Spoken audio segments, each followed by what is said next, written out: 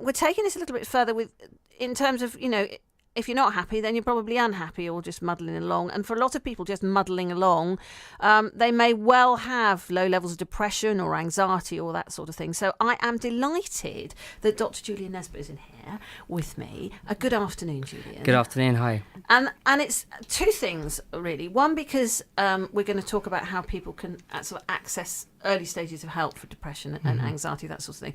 But also because this is an app. This is something useful to have on our phone. It's not Facebook or Candy Crush or any of that. Something useful. So just tell me a bit about you first. What's your background?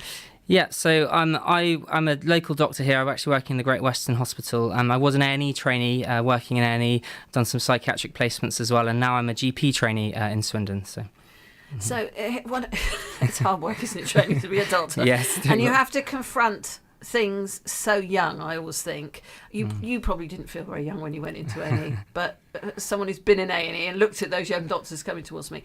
And one of the things you quickly established was how many people coming through A&E have mental health issues. Yes, exactly. I mean, I think just every day on my shifts, I'd see many, many patients, and A&E is the front end of mental health. It's where people go when they are that desperate and are most in need. Now, is it worse in Swindon at the Great Western and other places? I mean, it seems to be a preoccupation at the moment. Well, the thing is, the NHS are doing a brilliant job with trying to treat mental health, but the problem is it's just so out there. There's so many people that need help, and currently the waiting list to seek help can be anywhere up to 6 months. So the point is, Swindon isn't as bad as other places, or not as good as other places, but it's just people aren't getting access.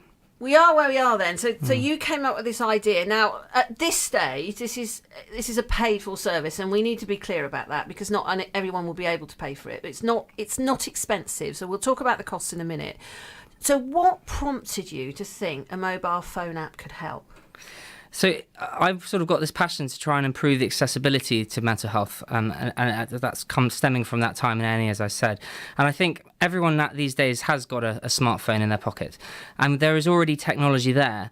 Uber exists, technology is in your pocket. So I thought to myself, let's look at the evidence. There is good quality clinical evidence proving that video link technology is just as effective at treating mental health care problems as traditional face-to-face treatment. So I thought, use the video link on your phone. And it's that sort of comfort thing, isn't it? If you're used to using your phone every day to do your banking or your supermarket shop or text, it's not such a big step as picking up a phone and ringing a GP and admitting that you're depressed. It's sort of a baby step thing. Is that how it works? Exactly, yes. So, it's three clicks of a button. You can download the app, you can have it on your phone, and you can browse who's available. It's baby steps, as you say. Everyone's used to playing with their phone. It's just, it's another app you can play with, and then when you're ready, choose the person that's right for you at the time that's right for you. Now, you show me how it works, but let's just go through it again because it's quite clever. So on your mobile phone, you just got a little widget that takes you to the app. Yeah, so you download the app from the App Store. It's called Dr. Julian on the App Store now. You click on the app. You then have to sign up just with your name, your email address, your gender, and your year of birth.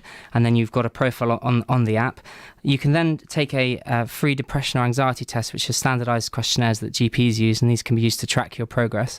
Or you can go straight ahead and have a look at the calendar where you'll be able to book appointments. And then on the calendar, you've got a list of various professionals on there, all clinically trained clinical psychologists and psychotherapists. And we've done a very thorough vetting process. So I've only let the best people on, really. And there you can have a look at those people's biographies to see if they might suit you, and you can go ahead and book with them. Book an appointment. And then that's where the charge comes in. So give me an idea of the sort of costs involved. So we have costs ranging from £45, £60 or £100. The £100 is for the very, very, very specialist clinical psychologists who would normally cost anywhere up to £250, from face to face. And you can do this because the flexibility of doing it by video conference, you don't need to provide facilities and all of that. I'm presuming, Julian, that you trialled this properly. That I'm asking the obvious, but I'm sure that's true. But tell me how you did that. Yes, so as I say, once you've booked that appointment, the therapist will then ring you via a secured video link. So we've done 4 months of testing with various therapists, making sure the technology is up to scratch. Again, we have just launched this, so we are expanding it. But all the technology has been working. We use a secure video link provider through our app, just making life easy for the patients and for the therapists. We've got some initial feedback from some people that have done some treatment already, and they've just been very, very impressed by how easy it is to use, and the fact that one chap is in Nairobi in Kenya as an expat. He can still access help because even being abroad on holiday, he's able to get that help. Because you do think, in a way, when you have treatment sessions with psychologists and things, is that you wonder whether that you can see the body language or that sort of thing. But so that's why you're talking about using very experienced people, is it, so that they can get as much information just from a video link?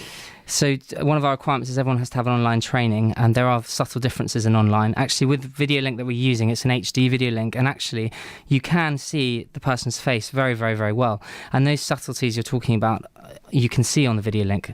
I agree, it won't be for everyone. Some people want that face-to-face in the room connection, but it's just there to try and get people to seek that help more easily from that. And as I say, there's a lot of evidence proving that actually video link was better for patient satisfaction than it was just from traditional face-to-face. What do your professional colleagues who aren't working with you on this think about it?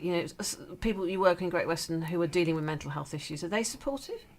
I've had some very positive feedback from my colleagues, and especially from all the therapists that I've worked with, and they've said, because I've set this up from a doctor's perspective, we've done the highest levels of clinical governance and standards possible, so that we are providing that safe, secure service with quality people that you want. So it's clearly online medicine is going this way. We can have an appointment with our GP like this. We can go on to various online services. Do you have to be registered with a GP to access it? No, you don't. We would prefer you to input your GP details for us for safety reasons and things. The service is totally confidential. You can self-refer, as you say, because it's a paid service at the moment. If we're able to get some NHS funding to be able to provide free appointments, then yes, I think the GPs would be referring to this. But at the moment, no, you can just access it without even being registered.